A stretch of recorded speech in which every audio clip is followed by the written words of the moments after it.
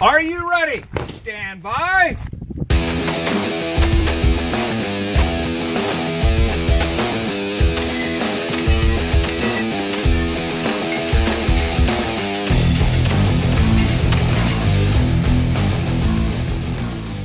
Welcome to the Three Gun Show, episode 106. I'm your host, Dave Hartman, and my guest this week is Josh Tarrant. Josh and I are going to be talking about off-season dry fire training, a new player in the three-gun shotgun market, and how to be a better value as a sponsor shooter to your sponsors. But before we get into the interview, I want to thank you for downloading and listening to the show. The Three Gun Show is a weekly podcast dedicated to the fastest-growing shooting sport, three-gun. Each week, I bring you an exciting new episode featuring one of the many awesome personalities in three-gun, and we talk about training, gear, match strategy, funny stories, and just generally have a great time. If you like the show, there are multiple ways of supporting the podcast, including using our affiliate links when you shop at Brownells, Amazon, Cabela's, and Optics Planet. Just go to threegunshow.com/support for the links. I also want to let you know that you can get your copy of the Three Gun Show match checklist free by going to threegunshow.com/checklist. Enter your email and you will receive a free PDF download that includes everything that Jansen Jones takes with him when he travels for a match, as he told us in episode 30 of the podcast. I created this checklist for myself and it helped me pack for my latest match, which was hard as hell, so let it help you too. And now please enjoy this interview with Josh Tarrant. Josh, welcome to the show.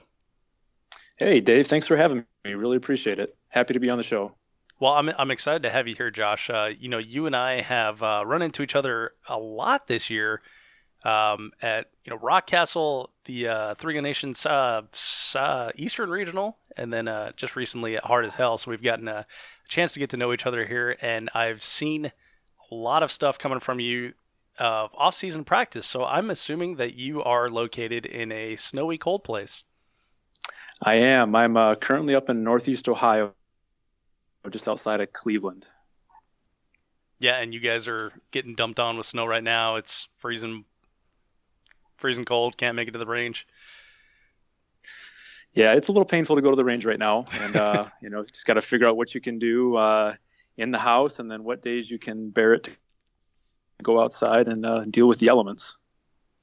Well, so Josh, you actually had a pretty good showing at Hard as Hell, and I watched a lot of your videos, and you took up a lot of positions that I didn't think of when you were hitting those long range shots. And I was looking at them later, and I'm like, dang, those look like way more stable than what I chose to do.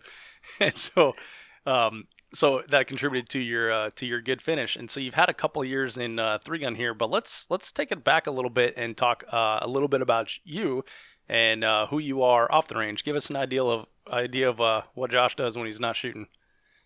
Sure. So first and foremost, I'm a father of two kids. I've got a daughter and a son, 5 and 7 years old. And obviously I'm married to my wife, Amanda. We live here in just outside of Cleveland. And professionally, I'm a engineer by education. I actually manage large groups of engineering teams for a medical device company. So that's when I'm not at the range and not spending time with my family. I'm here busy at work, helping my teams be successful. So what kind of medical devices do you guys do? So we're in the large capital OR equipment. Think about the OR lighting, the surgical tables, the boom systems that come down and deliver electricity, medical grade gases, et cetera. All that stuff that kind of hangs from the ceiling or sits on the floor in an OR. We develop a lot of that equipment. Oh, interesting. That's not the first thing that came to mind when I think of like medical devices. I think of like hearing aids and maybe prosthetics and stuff like that. That's large scale medical devices you got there. Yeah, we're pretty tied into the infrastructure of the hospitals because a lot of what we do kind of mounts directly to the building and tied into their ceiling system. So we're kind of equal parts architect and building codes as well as all the medical requirements from the FDA and things like that. So, okay, Josh, there is a large amount of engineers in three gun as far as I can tell. So what do you think it is? What do you think it is that draws? A disproportional amount. Yeah, it absolutely is disproportional amount. If I go back and check all my guests, and it's going to be probably Leo followed by engineer. So What do you think it is that draws guys like you to competition shooting? I think part of it's just the gear. I mean, I think engineers by nature, and I am not the world's foremost engineer. I'm I'm on the management side of things for a reason, because I was probably too dumb to be an engineer. But It's like, oh, thank God I'm a manager now. Yeah, God, I could tell smarter people what to do because I'm too stupid to do it myself. But I think it's just the gadgets. I think it's the technical side of things. I mean, there's a lot of mechanics, a lot of physics going on across the board with all of our gear, and engineers, like to tinker, and I just think they're just drawn to the sport. Yeah, I'll buy that. Makes sense to me. So is that what drew you into the sport? So my beginning into firearms in general started at a really young age. My family, I grew up hunting and fishing, big outdoors family. Like a lot of people, a lot of your guests, I feel like they kind of either didn't touch a gun until they discovered the sport, or they've been shooting their whole life and they kind of segued into this. But I grew up, bolt action rifles, didn't touch a pistol till I was older, lots and lots and lots of shotgunning. We were big upland hunting family. My dad was in the military, so we moved around quite a bit. North Dakota was like our favorite spot because we pheasant hunted, Hungarian partridge, duck hunt, goose hunting. So I had a lot of wing shooting under my belt. But I didn't really pick up a gun for competition purposes until 2014. Really is when I kind of shot my first match. Wow, yeah, that was just a couple years ago.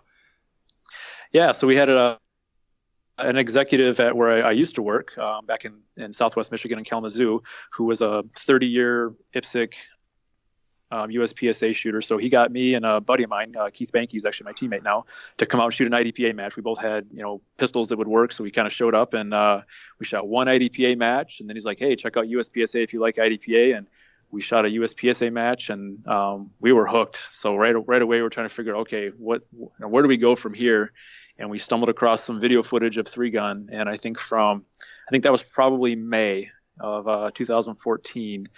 And I think by July or August, we were pretty much outfitted to start shooting local matches, and jumped right into some local matches right there in Southwest Michigan. You guys heard Zach Weaver talk about shooting over at Bork. We shot down at Bork, shot up just north of Kalamazoo at South Kent Sportsman's Club, and just kind of jumped into the local stuff. And I had a similar experience to Zach, where shooting at these smaller clubs that weren't really developed and there wasn't a massive 3-gun talent set. I think I actually won I think the first 5 matches I shot. So I walked away from my first introduction to 3-gun. I was like, man, I'm pretty good at this. And I'm a natural. And then I traveled to where there was real 3-gunners, and I got my ass absolutely handed to me, which was over to Livingston Gun Club, which is frequented by Matt Kupka, Nick Molina, Rick Birdsall, John Spreitzer, Chip Montgomery. Guys have been doing it at a high level for quite a while. And I started to realize what 3-gun was. And right away, I don't think I attended a local match with those other 2 clubs after I went to LGC for the first time, because the level of competition was just so great. I didn't want to go there anymore. I wanted to go where the good guys were. I had a similar experience with my first start. Was at a very, very small club where there'd be 6 or 8 dudes that come out.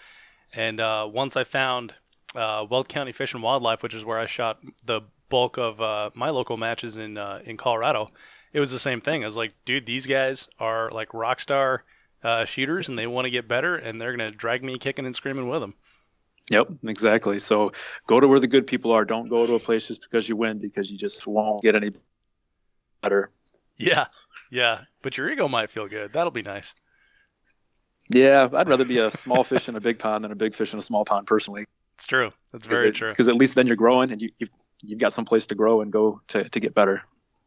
Yeah, that seems to be like a common theme that we hear from a lot of people. But man, it seems like you just jumped in like both feet right away, and you're shooting multiple matches a month and everything. Yeah, so 2014, I shot my first major. I got into Keith and I got into FNH on. We got waitlisted, waited right down to the minute, got an invite like a week before. We jumped in the car and right down and shot our first major match. And that was like light your hair on fire and just learning, drinking through a fire hose, but had so much fun. I think I showed up to that match never having shot my rifle past 100 yards. I was zeroed at 100. I used the app on my phone, the Strelok, to get my hits. And for my very first major match, I was actually pretty happy. I think I finished like 65th or 67th or something. I think I even had a top 10 finish in a stage. So I was pretty stoked for my first match, but man, did I realize how much I had to go and how bad I was at certain things. Yeah, so I've felt that before, and actually I felt that a lot this season too. So describe what that feeling's like if people have, if someone listening hasn't shot their first major match and been, not only humbled but encouraged to get better. What is that like? What were you looking at for your future there? Well, for me, there's like this classic question people get asked all the time, and this is where I guess I glean my answer from. It's, do you love winning or hate losing? I don't hate losing. I mean, I always want to win, but winning doesn't actually make you better. It really doesn't. It's losing and seeing where you missed that you can actually make gains from. At least that's my philosophy. That's how I think about it. And I come from not to go too far back, but I spent 7 or 8 years at a really high level in the bicycle road racing world. I did that and kind of paid for college that way, and raced all over the world. And where I did 100 plus races a year, and if you won 1 or 2 races, you were a really successful bike racer. So that's 90 sometimes a year that you didn't win, and 1 or 2 that you won. And if you won, you were pretty damn good. So I really learned how to learn from my losses on how to win and put winning into perspective. And this game is getting more and more like that now, because the talent's just getting so big that it's great to win, but you learn so much more when you look at a stage where you finished 5th and walk away from that and be like, yeah, I finished 5th in that stage, until you watch the first place run and then watch what you did compared to theirs. You're like, what the hell? I could have done that. What was I thinking? Why didn't I just push a little bit harder? It's so that's kind of a roundabout answer to that question. Dude, I'm glad you took that roundabout way to get there, because I'm going to ask you a little bit more about that. So you biked at a high level and biked your way through college. That's pretty amazing. So what did you learn from those losses in biking that maybe taught you something about how to shoot 3-gun? The sports are very different, obviously, but Sure. I'd say the biggest thing that I took away from cycling is just the hard work. That was a really, really, I was a more traditional sports athlete all the way through high school, and then even into college until I got injured pretty badly. I don't want to go too much into that. And I changed gears and went to a sport that was completely outside of my comfort zone, and got pretty decent at it pretty fast. But it all came down to hard work. And so I look at 3-gun kind of the same way, which kind of segues into the dry fire stuff, I guess, for the topic of our discussion today, is just that, the hard work is what matters. Talent will always take a backseat to the guy who works harder. You look at the top guys at this sport and this game. You look at the Keith Garcias and the Nick Atkinsons, the Greg Jordans. Those guys are working hard. I mean, I think they've got a lot of talent to begin with, and if they worked half as hard, they'd still be really good. But my theory is that, and I know Keith works hard at the range. I know that these guys are putting the time in and working on it, and they're dry firing all the time. They're getting to the range as much as they can. So I think the biggest segue is just how to work and how to work hard, because in the cycling world, if you didn't work and you didn't put the miles in, if you weren't riding 35,000 miles a year, if you weren't spending 5 hours a day on the bike, you weren't going to race at the top level. You couldn't do it. 35,000 miles a year. Yeah, that's rough numbers. That's what we were doing. That's incredible. Well, yeah, I like that you said that. I've for a long time been I guess like growing up and stuff, I've kind of viewed people that were talented, people that were good at something were naturally good at it, right? It's like, oh, he's just, he can catch stuff flying through the air and that's why he's a wide receiver, things like that. Yeah. But as I've gotten to be, an adult, and especially doing the 3-gun show here, I've realized, like, no, it's just absolute hard work that gets you to that point. So it's cool that you can take that knowledge from one sport that you excelled in and then put it into a new passion sport. Yeah, and I think if you look at, I think Andy Peterson's talked about the book from Lanny Basham, I don't know how to say his last name, With Winning in Mind. Mm-hmm. I think it details that very clearly, that I think oftentimes an immense amount of talent is a detractor from people's success because they think they don't have to work hard. You get that key combination of both innate talent and a driving willingness to work really hard toward a goal, and that's where you get the Michael Jordans, the Lance Armstrong, doping aside, all those others, the greats. Think about the greats, the Michael Phelps. It's supreme talent and a willingness to do what it takes to win. Those are your greats. Those are the best people ever. Jerry Michalik, in our sport. I mean, I think Jerry's a really talented guy, but then, you hear him say it over and over again. To be the best, you're the first one on the range and you're the last one off the range. It's the time spent every day. And I'm not there. I've never truly been great at anything in my life, so I'm always working at it. But I enjoy the pursuit. For me, it's not about the end; it's about the journey and just kind of continuing to push yourself and try to be better and see how you stack up against your peers. I mean, to me, that's the fun part of it. Yeah, you make a good point there, and when you bring up Jerry, when he was on the show, he actually said that he had no natural talent, and so he just had to work harder than everyone, and that actually blew my mind. This is a guy I watched on television in the 90s, right? And so I just assumed that he had always been like that. And maybe Jerry's talent is the talent to work hard, because that's a talent. That's that drive and determination is a talent. That's he may not have been the guy that could pick the gun up for the first time and hit the 10 ring or shoot 0.15 splits between targets, but he had a talent to drive really hard, and has that talent. You can see it in his work ethic and obviously in the results. Yeah, for sure. Well, so Josh, let's bring it back to you here. So you're now in sort of an off season here. It's freezing cold. There's tons of snow outside, but you're still working hard. So what drives you to work hard? Yeah, so what's nice is that I still feel relatively young and new in the sport. I'm still learning so much, and I shot in 2015. I shot 7 majors. This year I shot 9.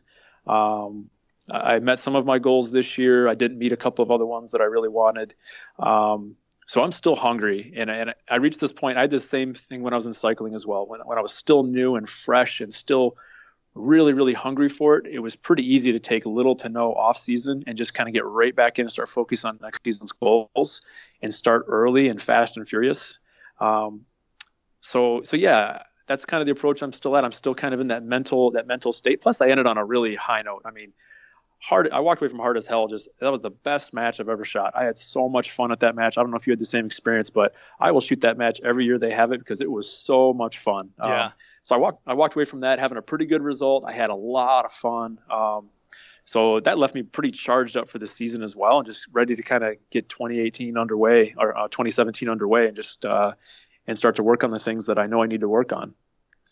Yeah, I have to agree in what you said about Hard as Hell. I did walk away from that just being absolutely charged up, and it was a bummer that was the last match of the season for me, because I was so raring to go for more now. But it's a great way to cap that end of the year. And actually, of the of the matches that I've traveled for, that was the best that I've done all year. And I did a little bit better at one in Colorado Springs, but that was only an hour from home. So of the matches that I traveled all over the United States for, that was the best I did.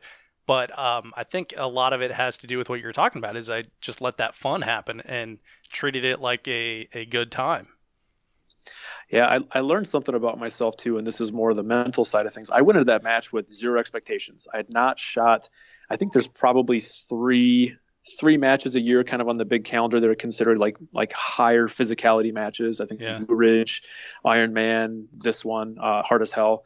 So I hadn't shot one of those yet. This would be my first one that would be considered kind of a high physicality match. So I really didn't know what to expect.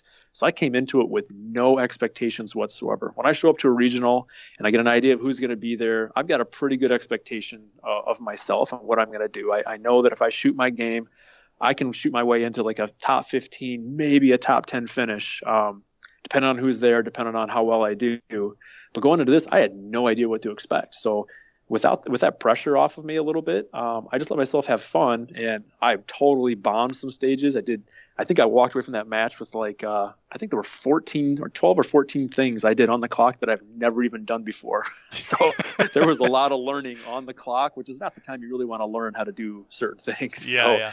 I bombed some stages really bad, and then had some others that were pretty decent. Yeah, I did that too. I guess slug spinner would be a first thing, and then Yep. Going down a tube. Yeah. Which, by the way, Yeah. if you haven't seen it, there's a great video of Josh trying to get down this tube. We had Thanks for bringing that up. Yeah, I didn't even plan on it. It just came to mind because it's one of my favorite things in the world. But so we shot from these trenches where you're kind of leaning on your elbows on these railroad ties, and you're shooting some rifle targets across a bay, and you have to jump across 4 of these trenches. Once you're done, you abandon your rifle, and then you low crawl under some wire that's hung up, and thankfully it wasn't barbed wire because that stuff was super low. But meanwhile, your extra rifle mag, all your pistol mags, your pistol, anything on your back is catching on this stuff. And luckily, your squad mates can help unsnag you, unless you're like Josh and you get caught on the very last wire as you're going down the big tube that you had to slide down face first. And Josh is a tall dude, for those that you don't know, and he had, what do you say, like 3/4 of you that was in that barrel, and it was all hanging up on one magazine? My feet were dangling out the top side of the tube, and my magazine was caught on the last piece of wire, and I was suspended in the tube, and I couldn't get myself free.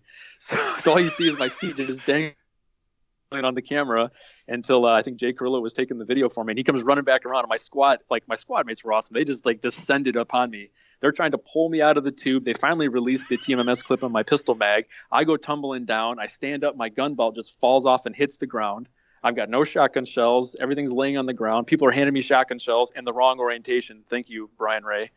The non-quad loader hands me the shotgun shells, and I pull them out, and they're backwards. I literally just throw them on the ground.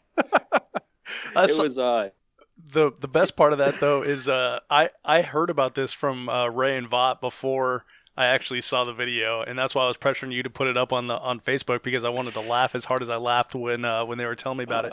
But Ray was telling me when he handed you those shotgun shells and you threw them on the ground, you're like, he said, well, he's gonna need those later, and sure enough, man, you had to come back for them. Yep, I'm on my knees picking shotgun shells out of the dust, blowing them off, and feeding my shotgun. I got halfway under you had to proceed under this low portion. I got halfway under that and realized that I didn't have my pistol, which I needed further down range. So I had to come back, put the shotgun down, pick up the holster, restrap it back on, and then get running. So yeah, that was a disaster of a stage. Yeah. But so much joy was brought to the world because of it. And for those of you who haven't seen it, I'll definitely include a link in the show notes, because you've got to check it out. It's pretty funny. But so yeah, sorry to take the side road there, but it just came into my mind, and that's the way the show goes. No. So That's all part of it. It's that kind of stuff only happens at matches, I guess, like this, where normally there would be a non-factor in most of your major 3-gun matches. For this, it's all for the entertainment. Yeah, for sure. Yeah, and my squad, in fact, was like kind of a little trepidatious about helping each other out and stuff, because we shoot USPSA style matches in Colorado, and my squad was largely Colorado people, so we're used to like not coaching, not shouting at each other, not helping. But yeah, it was certainly a different kind of match. But so Josh, taking it back to training and everything. So what are some things that you've learned then from this year, from the matches that you've shot, that you're putting into your off-season practice? And then tell us what your off-season practice looks like. Sure. I'll kind of take the dry fire back, just kind of to at least my thought process around it, which isn't original. I'll completely fess up that there are much greater, better shooters than I who have kind of paved the way into what dry fire should at least start from, and then it's kind of take that and make it your own. Mm-hmm. But when I kind of got into this game, I really quickly realized that it kind of came to the realization that in an average major match stage, say it's a 60-second stage, I think if you look at most stages, you're probably spending 50% of that time actually pulling the trigger on a gun. Everything else is in transition and movement and preparation to pull that trigger. And so even if you never got better at the actual accuracy target, acquiring a target and breaking the shot portion of it, there's, call it 50 to 30% of the time that you can really, really improve on that. And that to me was all the muscle memory stuff. That's the gun transition. That's the loading. That's all these things that I think you can really master on the dry fire side of things. So all the gun manipulation stuff is where, and I learned all of that, not at the range. When I go to the range, I want to work on the accuracy stuff and verifying what I learned in the dry fire. But I wanted to take all of these things that really I don't want to be thinking about in a stage. I want them to become muscle memory. I want to move them from the conscious to the subconscious, to kind of use some of the phrases out of Lanny Basham's book. So I really focus on that in my dry fire. That's really what a lot of it is building a skill set to where it feels really, really good. Your draws, your magazine changes, your gun transitions. I don't think about putting safeties on. I don't think about the mechanics of doing a pistol reload or what it's like to do a shotgun reload while running, because I do all of that in the dry fire. So that's kind of that was the goal. That was when I first kind of started getting serious about off-season work. It was, how do I take all those things that I was previously thinking about, every one of them? I was having to program in all of these things that I watch. Watch the great guys shoot a match. Do you even see Daniel Horner put a safety on in a shotgun? No, it happens. It happens instinctively. Do you see Keith, mentally pause when he's going from a transition from one gun to the next, or how is he going to pick up a gun off of a table, right? He's practiced all those positions. So I really wanted to get to the point where I wasn't going to do anything in a match that I hadn't previously done in practice. And because my live fire time is so limited, I really wanted to focus on doing that in my basement, where I've got a lot more time at night. The kids are in bed, wife's upstairs doing whatever she's doing. I'm in the basement just making all kinds of noise with beepers and clackety clack and shells flying everywhere and cursing and stuff. So it's where I could spend a significant amount of time. It's free, and I can do it every single day for the most part. That's perfect argument for dry fire right there. So when the one thing that I think about dry fire, Josh, and you can tell me if you agree on this or not, but when you sit there and you've got, hundreds, if not thousands of repetitions of, say, something simple like a quad load, when you have that, you're doing that second nature. So now you are not using your frontal lobe where it's in your like short-term memory, like, okay, first row goes in, pull it back, second row goes in. You're not doing that. So you're just doing it naturally. You're doing it with your like monkey brain, say, and then your processing power goes to that stage plan. And so it allows you to execute what you're actually trying to execute. So in the match, when I'm programming in a stage into my mind, all I'm thinking about is where I'm going to do the quad load, and how many quad loads I'm going to do. But I'm not thinking about how to do the quad load. I'm not thinking about, I'm going to do this one while I'm running, so I need to make sure that I tuck the shotgun extra tight and that I hold it at this right angle. I've figured all that stuff out in my basement, and then I've verified it at the range under live fire conditions, but I'm not learning it and I'm not thinking about it again on the clock. I'm really trying to push that stuff to the subconscious, to the muscle memory portion, and I'm thinking about the targets. I'm thinking about my acquisition order. I'm thinking about the next steps that I'm taking as I'm moving through a stage. That's my, at least how I think about it and my philosophy behind it. I love it. So when you do your dry fire, when you go down to the basement, now do you just walk down with all three guns and start pulling away on triggers, or do you have like a plan? Do you plan it out like a week in advance, or do you think of it on the spot? What's your MO? I'm not diligent enough to kind of have a weekly plan. I try to, at a minimum, work on each gun at least twice a week, dry fire wise. I probably spend the most amount of time on my pistol because I think it's the most perishable skill of the three. When it comes to just accuracy, trigger press, things can go south, I think, on the pistol faster than anything. At least they are for me. It was also my worst gun to begin with, and so I poured the most amount of my work into that. So I spend the most amount of time with my pistol, and I will probably shoot my pistol. I'll probably dry fire with my pistol. I bet I'm touching that gun at least 5 times a week. Even if it's just sitting on the couch watching a movie with my wife and I'm shooting bad guys on the TV screen, I'm at least gripping the gun correctly. I'm prepping the trigger, and I'm breaking the shot, and I'm watching the sights. Even that, while it's not ideal, I still got to spend some time with my wife, and even though I'm annoying the crap out of her while I'm doing this, I'm still doing something. So at a minimum, I'm doing that constantly, which she loves. She absolutely, you can ask her, she'll tell you she loves it. Well, and then you can practice like a strong hand only while you're holding your wife's hand. And Yeah, everybody wins. Or more likely, my hand's in a bowl of popcorn.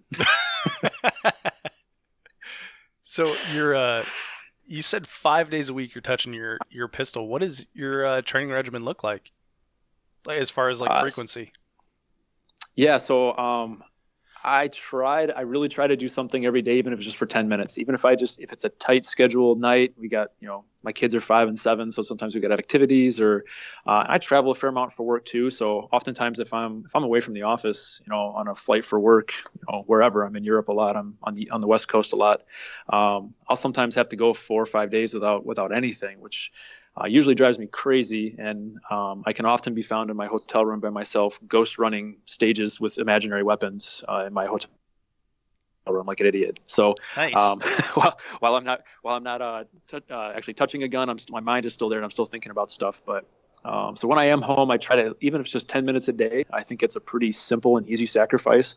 When I compare that to what I used to do from a cycling perspective, man, I can maintain and grow at a better rate, per hour, per minute, per time than I ever was able to do in the cycling world. So at 10 to 15 minutes a day to maintain and even grow, that's a bargain to me. And I'm more than willing to make that sacrifice to continue to get a little bit better. Huh. Wow. Yeah, that's a good point. Everyone should be ashamed for not dry firing now. It's interesting too. You may have caught like the advertisements on Facebook for the Shooters Summit. I think it was called the Shooters Summit. Yeah. There was like this. They had a bunch of keynote speakers come in, and I watched a handful of them. I watched Ben Stogers, Keith Garcia, Benny Cooley. I think I caught Avery. What's his first name? Ron Avery. I caught Ron Avery's session. So every one of those guys talked about dry fire. It was interesting that they even had a guy whose session I didn't catch who became a GM in a year almost solely on dry fire. I mean, so I think it's powerful if done correctly. I know that I'm not doing it the right way. I could probably be more regimented. I did buy Ben Stoger. I did buy his book, his Dry Fire Principles book, and I do follow that. I love the breakdown. If you guys haven't looked at his book before, it's on Amazon for like $20. It's worth it. It takes it's focused on pistol, but you can use it for any one of the guns. Just apply the principles, make up your own par times. But for the pistol specifically, if you haven't seen it before, anyone who's kind of listening, it takes any motion. Say it's reloading your pistol. Draw your pistol, break a shot, reload, break a shot. He'll take that one sequence and he'll give you a par time goal. Then he'll do, I think they're called micro drills, or so he'll take that and break that into segments. He'll take that one act of draw, shot, reload, shot, and he'll break that into 4 or 5 micro drills. And you'll master the small portions of it. So it's buzzer, grip the pistol in 0.2 seconds. It's from your hand on the pistol, come up to a sight acquisition, 0.3 seconds. And he'll have all these miniature goals along the way. You master the small elements of it, and then you put them all together after you've mastered the different elements of it. So the breakdown of it, I think, makes a lot of sense, and it's kind of cool. And you learn how these smaller pieces stack up to the greater goal and where those inefficiencies are in these smaller portions. So the same thing works for quad loading. The same thing works for rifle reloading, picking up a rifle off the table. I mean, pick something and then break it down into a couple of small elements and then challenge yourself. Say I'm going to stand on my hands on my side with my rifle sitting on a table. From the buzzer going off, I want to have both hands on the gun in 0.1 seconds. Just pick a goal and start working toward that goal. Watch Keith Garcia pick a rifle up off the table and break a shot at 50 yards on an offhand array. I mean, he's blazing fast. Tell me Keith hasn't practiced that 1,000 times. Yeah. I mean, he's probably faster than anyone I've seen with that first shot. When he runs up the table and the gun is on his shoulder, sights on, you only do that by putting a dot on the wall and picking a gun up off the table and doing it over and over and over again until you're really fast at it. I'm working on that right now with the shotgun. I want my first shots with a shotgun from low ready, from high ready, from off a table to be really fast. And so I'm doing that. I'm working on that. I'm posting videos on that. So the micro drills is something that I've seen implemented a lot in weightlifting, like teaching the clean, teaching the snatch. You do like every certain step of it just isolated like that. So it's definitely like a model that works in anything, mechanically or modality related that humans do, for sure. Yeah, I agree. It seems to be pretty effective, and it's the only book I've got right now. And I whenever I get kind of stale with what I'm working on, I'll go back to it and try and make up some different stuff. And I think the whole thing with the dry fire is just try to keep it fresh, because it can get a little monotonous.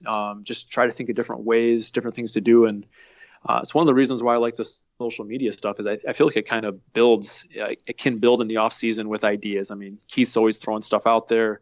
Other people are throwing stuff out there. People are trying to beat other people's times. I get inspired by seeing someone try something new, so then I want to put it out there. Eventually, I'll get creative enough to think of something new on my own. Maybe not. Probably not.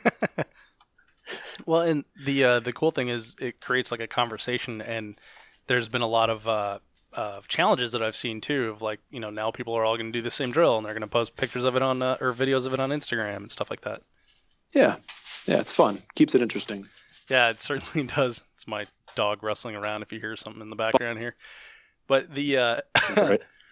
So you mentioned shotgun. Shotgun is what you're working on most in the off season here. What's your goal with the shotgun now?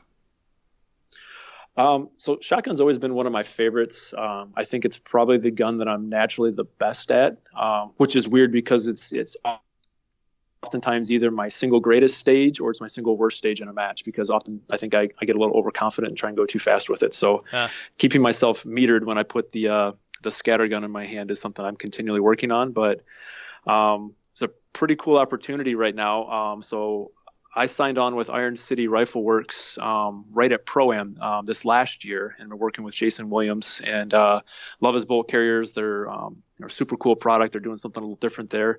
But Jason's been working with Breda USA and with the intention of bringing in a 3-gun ready shotgun that can really go head to head with the Benelli M2, which I arguably is the go-to shotgun of choice. We can have that whole debate, but we'll hold that for another discussion. We've done that one. It was the FNSLP one, by the way. So yeah. Just show up at a match and we'll see. Arguably the go-to shotgun. Been there, done that. Bought the T-shirt kind of discussion, but anyway. Sure. So Breda is a pretty storied Italian shotgun company from what I understand. I'm not 100% in the know with a lot of their background, but what I do know is they invented the inertia system that came out of Breda. I believe there's some loose ties between Breda and Benelli from either a licensing perspective or co-development. I'm not sure. They also invented the interchangeable choke system. So I mean, they're a big time European facing shotgun corporation, firearms corporation, but they really want to penetrate the U.S. market. So long story short, we've been working with them. Iron City's been working with them. They've had a couple of prototypes. I think Josh Taylor ran one of their prototypes for a lot of the year this year, but they're coming to market in February they'll be releasing and launching a 3-gun ready shotgun for the U.S. market. And so there's going to be a handful of us on the Iron City team. They're going to be running those all season. So I'll be getting mine here pretty soon. I'm excited about that. But they look really nice, and they're meant to be a high-end, high-running, highly reliable shotgun. They're basically have a very similar platform as the M2, the Benelli M2. So you can expect a lot of the same robustness and reliability of the M2, but it's going to come ready to go. Pretty much everything you would do to your 3-gun shotgun to make it ready, with the exception of your shotgun tube for extra capacity, because you can't import with those tubes on it. Mm-hmm. And it's going to be at about $1,300. So if you think about the price point to get into just a bare M2, for example, you're $1,400 to $1,600, and then you've got to go do all the work to it, the loading ports, all the features, the advanced, if you want to put light and springs and everything, and then put a tube on it.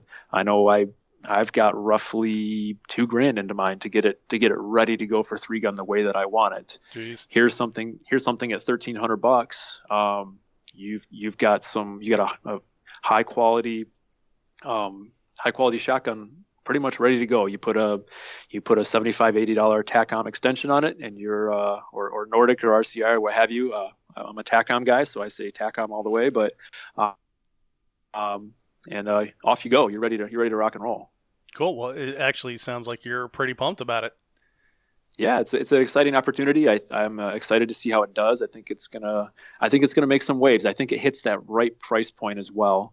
I think Stoeger's had a great play with what they've done. They kind of hit that lower market price. You still got to spend quite a bit of money and work to kind of get it ready. And then you got the high end on the Benelli. So I think this falls right in that sweet spot from a price perspective.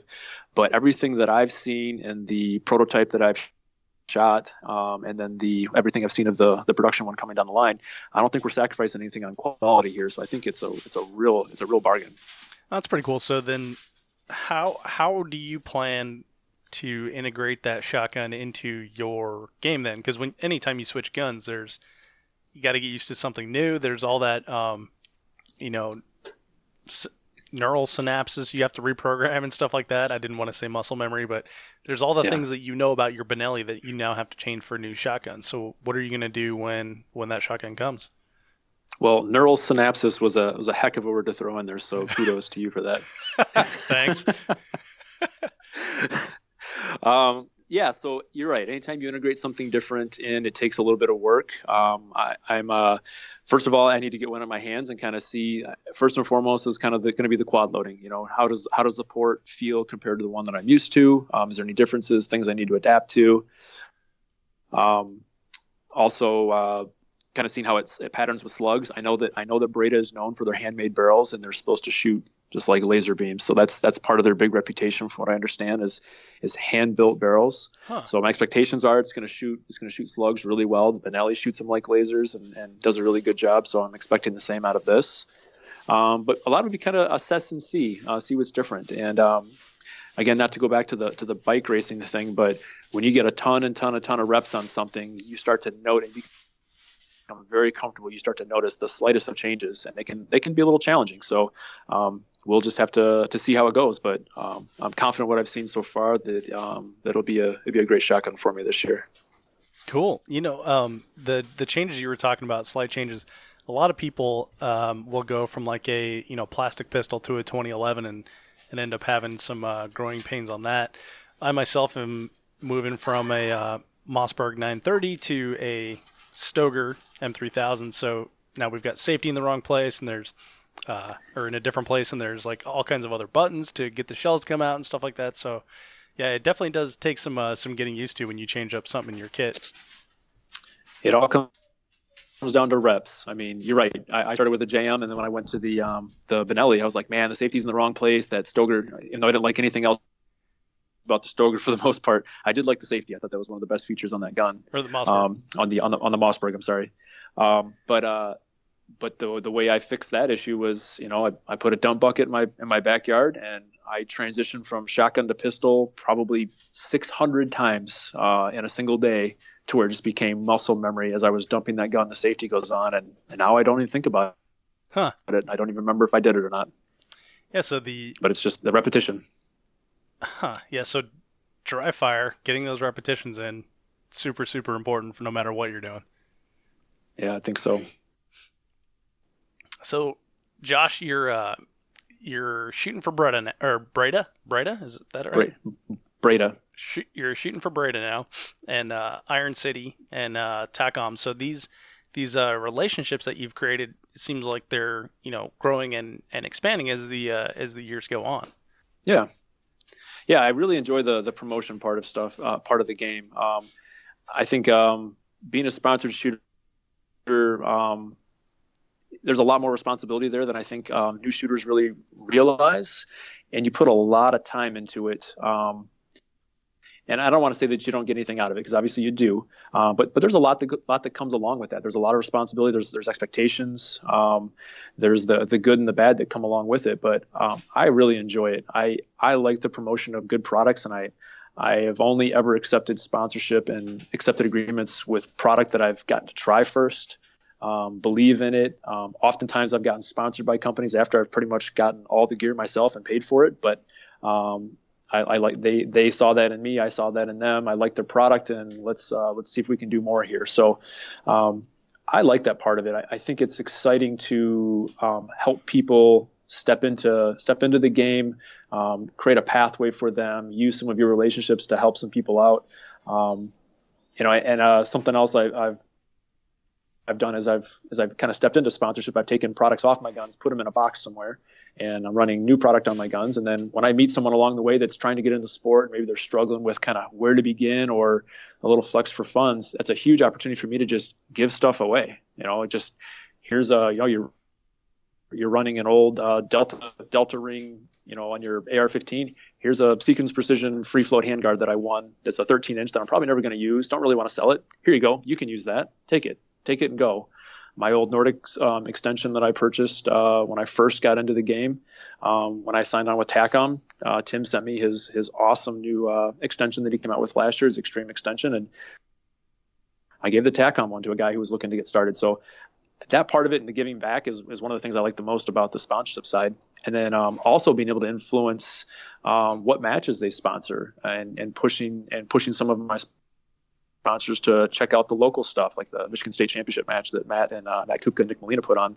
I love going to my sponsors saying, here's a great match. It's got huge attendance. It's a really great event. It's really built around getting participation. They do a random draw prize table. So reaching out to my sponsors to support the events that I really care about is also something I really enjoy on the promotional and sponsorship side of things. So how do you create that type of give-take relationship? Is that something that you did in cycling as well? It wasn't. Sponsorship was a little bit different in cycling because it was done at the team level and was pretty much managed by the people who manage the teams. Okay. So it's one thing I found a little odd. I think with the exception of maybe Bushmaster, and they might even be a little bit different, there almost isn't a team that is running everything all the same, all with the same sponsors. So it's funny when I show up to a match, I'm like, oh, you're like Jason Carrillo, for example. He and I shot Hard as Hell together. We share two sponsors together. So we're teammates for Hyperfire and for TACOM, for example. Mm-hmm. But he shoots for Trijicon, I shoot for Vortex. He's got Armalite, I shoot for Rev Arms. So it's weird that all these cross entanglement of quote unquote teammates that exist out there. It's interesting, but I kind of would like to see a true team environment where you got a group of 4 or 5 guys that literally shoot all the same gear because that's a sponsorship. To me, I like that team side of things, even though it's definitely not a team sport unless it's obviously a team match. Yeah, that's a good point that you bring up there. Like even Ray and Vought, they're Team Samson. They shoot different pistols, I believe. And, the Team Benelli, they all shoot different rifles, I think they all shoot the same pistol. I think they're all shooting Hayes pistols. But yeah, it's a good point. Now that I think about it, like there's not probably the closest one, Josh, that I can think of is Rob and Jansen of Nerd. And they are Nerd, but I believe most of their other stuff crosses over.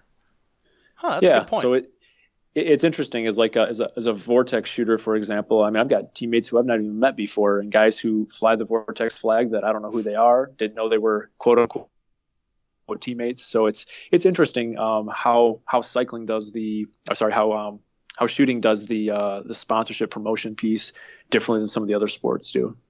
Yeah. So other than adding in teams that actually are 100% teams and they shoot all the same gear, is there anything else that you can see that could possibly improve the sponsoree, whatever it is, relationship?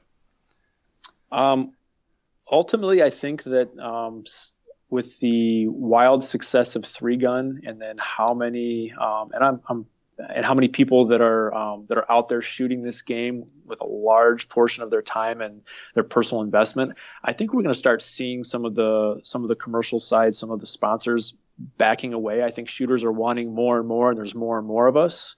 So I think what's going to differentiate those who will remain truly sponsored at a high level is going to be the value they bring. And it's really hard for a business, I think, to really calculate the ROI from giving someone a rifle. or paying for someone's match fees or flights or whatever. It's going to be, I think it's challenging for these guys, for the vendors and these sponsors to understand. I think a lot of them know they feel like they need to do it either because they always have, or it's what everyone else is doing. But I think that's going to become more and more pressed as the firearms market is fairly volatile. And so I think that's going to change a little bit. I think you're still going to see a bunch of people running around with jerseys and logos on them. But if you really take a step back, there aren't many guys out there that are getting a lot from their sponsors. I mean, as a handful of guys are making a living. Everyone else is offsetting some cost, and some are just running around with the jerseys on because they like the companies and they're free advertising, or a jersey spot for a part or something. So I see that getting more and more strained unless shooters can really show and prove back to their sponsors that they're selling product, that they're truly a good return on investment for those companies. So what do you think is maybe one or two things that we as shooters can do, or you as a sponsor shooter can do to provide more value? Well, I think, and we hear this all the time when you go to matches and stuff, and that's just reach out to those companies that have sponsored matches and thank them for the prizes on the table, thank them for supporting the sport. I think just to continue to see good prize tables, I think the companies, again, have got to understand, and then you've got to buy from the people that are sponsoring matches. You just have to, and you've got to, and when you put that order in, you need to tell them, I'm buying this from you because you sponsored this match. They've got to understand that, because there's no great way to track it. I don't think they can see it all the time.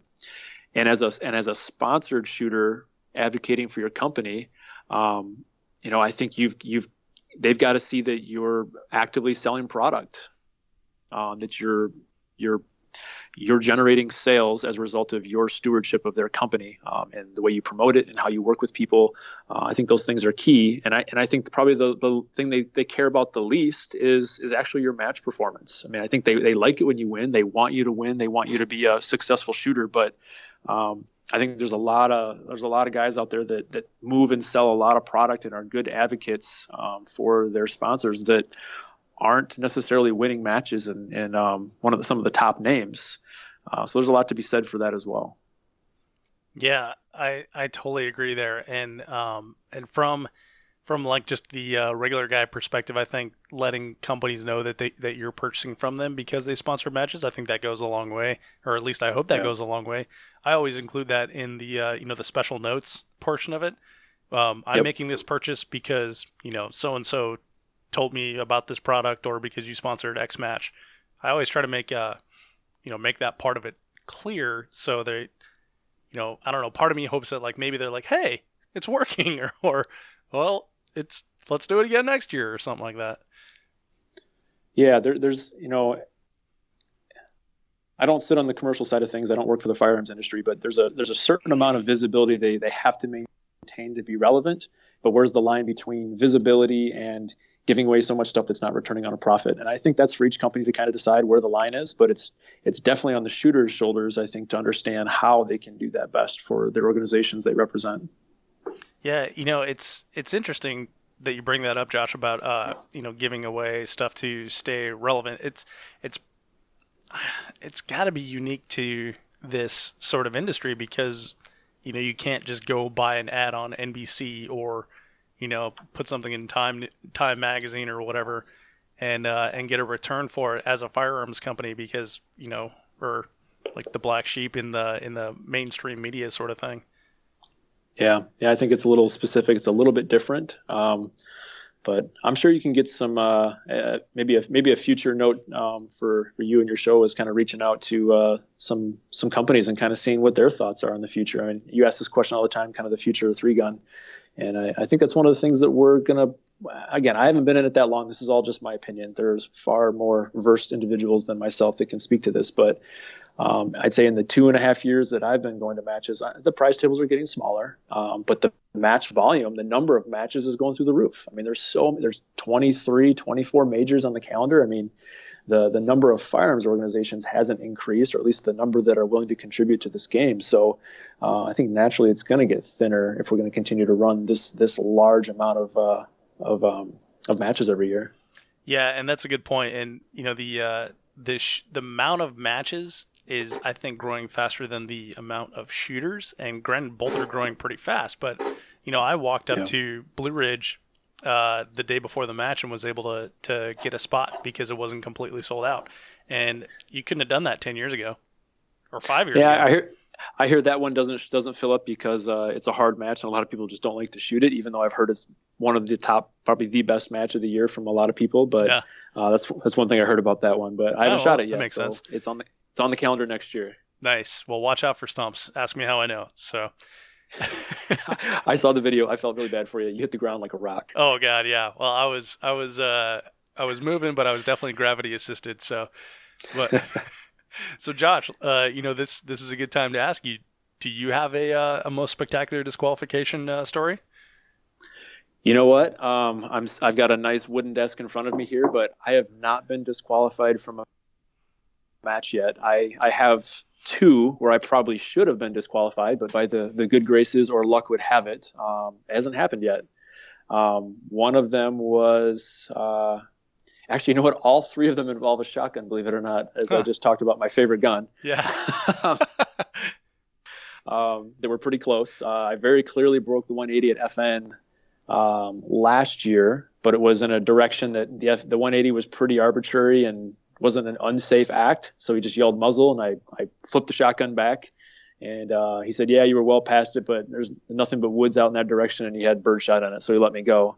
The closest I came, and I actually showed you this video at Hard as Hell, and I didn't post the video because of fearful of people just losing their minds, but I actually dropped my shotgun out of my hand as I was rotating it, my weekend loader, so I was rotating it under my arm as I was coming out of a port, and I still don't know what I did, whether it was a little cold that morning, whether I just butterfingered it, or if I hit my buttstock on my shotgun against my rifle that was slung. I really don't know what I did.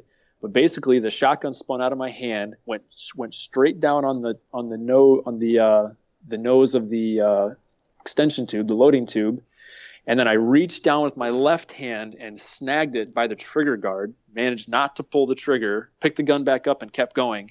And I had a heart attack. I think I crapped my pants. You could literally hear in the video everyone behind me going all at once. And Andy Horner was the RO, and he's like, you didn't point it at me, and it didn't go off, so you were fine afterwards. So I was like, thank you. I really did not want. That was my very first stage, 6 shots into the match. Yeah, you were following us on that stage. I remember that. I didn't get to see it live, but yeah, I did the gasp thing too when I was watching the video. So yeah, I don't know how I didn't pull the trigger because I ended up pinching the trigger guard with my left hand, my non-dominant hand. To grab it and then just pick the gun back up, put it back in my right hand, and continued loading. As a result, I walked right by 3 steals that I didn't shoot. I was just lucky to still be in the match, so I didn't care that much at that point. Yeah, no kidding. Yeah, so that's been the closest call I've had, but I've not been DQ'd yet. Not yet. It will happen. I guarantee that it will. Something's going to happen, but yeah, not yet. Well, Josh, we talked about the future of 3-Gun as far as prize tables and sponsorships and stuff like that. But if you have a vision for the rest of the sport, what do you see for the future of 3-Gun? I think it's going to continue to grow. I'd like to see and continue to see, and maybe it's my limited experience, but I'd like to continue to see more diversity in the matches. And maybe that's one thing I liked about Hard as Hell so much. Is it was a ton of fun. It was a lot of new, different stuff that I hadn't done before. I got to tell you, I think the group, it's the closest I've ever been to a squad because of the group coaching mentality was there. Yes. And it just made it so much fun because every single member of your squad was fully invested in how you did on that stage, even though you're shooting against each other, which I explain that to people and they look at me like I'm an idiot. Like, what do you mean the people you're competing with are helping you and they're handing you stuff and they're telling you're missing targets? Like, isn't that kind of counterintuitive? I'm like, yeah, but we still do it because it's part of this match. And I think even without this style of match, I think we want that to happen anyway. We always want to win because we're more skilled, not because we screw up and make a silly mistake. Yeah. So I kind of like that format. I don't think I'd want to shoot every match like that. I think you'd start to lose a lot of your skill and your individual stage planning if everyone just yelled left, right the whole time. Yeah, no kidding. But it is a fun, different dynamic that I really did enjoy. But I'd like to continue to see more and more different stuff. I'm gonna continue to shoot some different. I think I've only got 2 matches on my calendar next year that I've actually shot before. For next year, I'm gonna shoot a different variety coming up. I just want to see some different stuff. I'm doing the exact same thing. I think I'm keeping 3 matches that I shot last year, and doing the same thing. I'm going to go to different parts of the country and see different matches and see what other people are doing. So it's an abundance of opportunity right now, and we're lucky to be in this time where we can make that decision of like, no, I'm not going to shoot the same 5 matches because there's now 50 matches. Yeah, there's something else I would like to see, and maybe this is, maybe some match directors will find me after this and wring my neck. But I almost would like to see some matches take the approach of, they seem to reward individuals who have shot the match consecutive years to get in. Yes. Why not take a different approach and say, hey, if you've never shot a major match before or never shot this match before, here's 30% off because we want you to come back. We want you to come this year and then come back next year because we have an awesome match. There's a lot of locals that I meet that they've been shooting 3-gun for 3, 4, or 5 years, and their entire world or perception of what 3-gun is what they shoot at a local match and maybe what they see on a video on Facebook. But they're fearful to take that step either because of cost or they think their skill isn't there. So I think there's a whole pool of potentially talented shooters out there, or at least individuals that just go out and enjoy it and have fun with a new experience and challenge. If we could make some of the majors a little bit more accessible because they are expensive, they're challenging to get to, all those things. I'd like to see a better play to continue to get more people and more new people into some of the bigger matches. I love that idea, man. And you and I have talked before, so that was exactly me, right? Like I shot 3-gun for 3-4 years, and I would shoot the same local major down in Byers, Colorado, and 2016 here was the first time I got out and actually shot a bunch of majors, and it was an absolute eye-opener, and it completely changed everything. I've told some local guys, you'll learn more in 1 weekend shooting a major match than I think you would learn in 2 years shooting the same local match set up by the same match director with the same targets. Your learning curve will take a significant jump because you'll realize what else is out there and where your skill set is lacking, especially if you throw in long distance, you throw in some specialty targets, you throw in longer stages, slugs. I mean, all these things that you may not see at most local matches. And I don't want to knock on local matches because I love them. They're great. They're the people that run them, it's a thankless job. And I definitely don't want anyone to hear that and think I'm bashing on that. But going to someone else's match with a little bit bigger scope, there's a lot to be learned there. Yeah, and variety is where it's at because you can get multiple different major match directors designing a stage in the same venue, and they'll do it completely different. So if you go to the same local match, the dudes that are the local heroes because they set up the match, you're going to get their flavor all the time. And granted, good for them. We love them because they put on a match that all of us get to go and shoot every week. But it does become a flavor, right? Yep, it does. It absolutely does. Well, Josh, we're coming up on the end of our time here, and I know you've got to skedaddle a little bit. But real quick, let's get a final thought from you. What message do you have for the 3-Gun Show audience?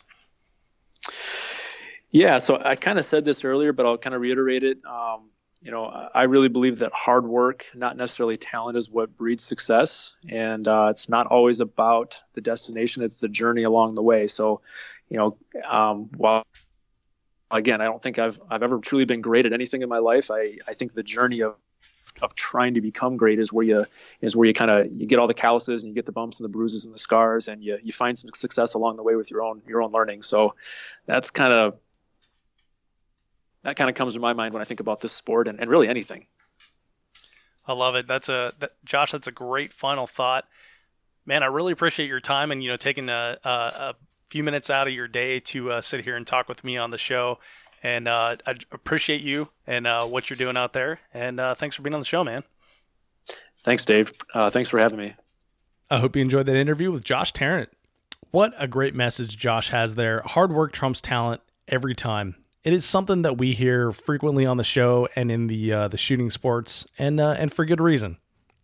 As usual, links to everything that we talked about can be found at 3gunshow.com/episode 106.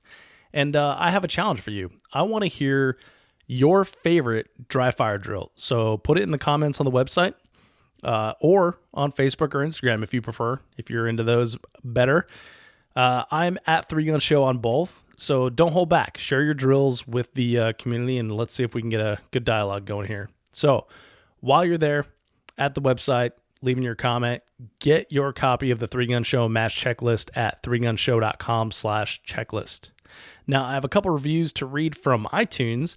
I read each review, and I'll definitely read yours on the show. There's 3 of them here because I'm trying to clear them out before the end of the year, which is just a couple days away. So first one is from Stretch 4679, and Stretch 4679 says, "Still loving it, 5 exclamation points and 5 stars. I have listened to the show from day one, and it never gets old. The first thing I do on Wednesdays is fire up iTunes and listen to the podcast. Only complaint is it's only weekly." Keep it going, Dave. Hope to see you at another match soon. Well, thank you, Stretch. I hope to see you as well. Next one, there is, this one's from Cool Dave 5200, and Cool Dave 5200 says, "There is much more to explore. 4 stars. Hey, 4 stars. A long-time listener, lots of good info from all the top shooters and match directors." Sorry, there's no punctuation here, so must have been done on a phone, I'm guessing. And match directors, the practice score team interview, the best one in a while. Would to see more from manufacturers, match directors, starting out interviews from other shooters, not just the top 10 ROs. The play-by-play does not work. I look forward to each week's show. Keep it fresh, and remember, we cannot see what you were talking about. Well, thanks, man. I appreciate that feedback. And if I didn't get all that, go ahead and email me, dave@3gunshow.com. But yeah, so thanks for the feedback there.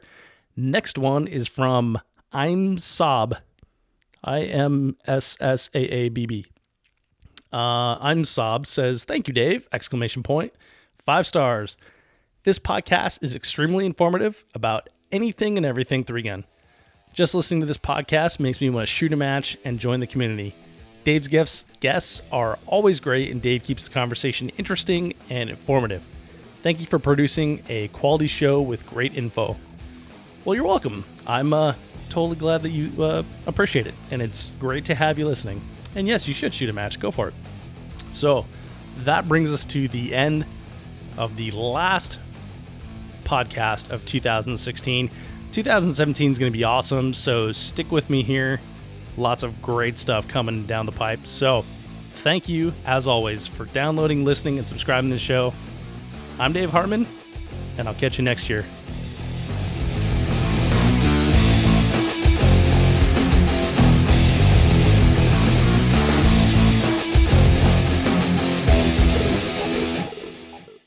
If you are finished, unload, show clear.